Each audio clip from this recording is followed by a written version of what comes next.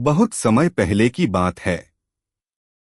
घने जंगल में एक शेर रहता था। वह जंगल का राजा था, ताकतवर भी और शिकार में बहुत तेज भी। पर समय का खेल देखिए, धीरे धीरे शेर बूढ़ा हो गया। अब उसमें पहले जैसी ताकत नहीं रही। शिकार करने में उसे कठिनाई होने लगी। उसी जंगल में एक चालाक सियार भी रहता था। उसने देखा कि शेर अब बूढ़ा हो चुका है। उसने मन ही मन सोचा, अगर मैं इस शेर के साथ रहूंगा तो बिना मेहनत किए रोज का खाना मिलेगा। सियार शेर के पास गया और बोला, महाराज, मैं आपका सेवक बनना चाहता हूं। मैं आपके लिए शिकार ढूंढ कर लाऊंगा, आपको ढूंढना नहीं पड़ेगा। शेर को भी यह बात पसंद आ गई। उसने हामी भर दी।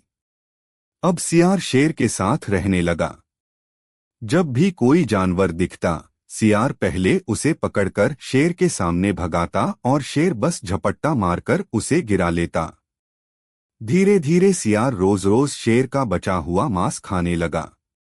लेकिन चालाक सियार का पेट भरने के साथ साथ उसका घमंड भी बढ़ गया। एक दिन उसने सोचा, शेर तो बूढ़ा हो गया है, असली ताकतवर तो मैं हूं। अगर मैं चाहूं तो पूरा जंगल मेरा हो सकता है।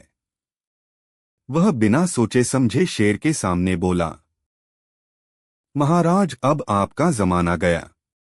जंगल का असली राजा तो मैं हूं।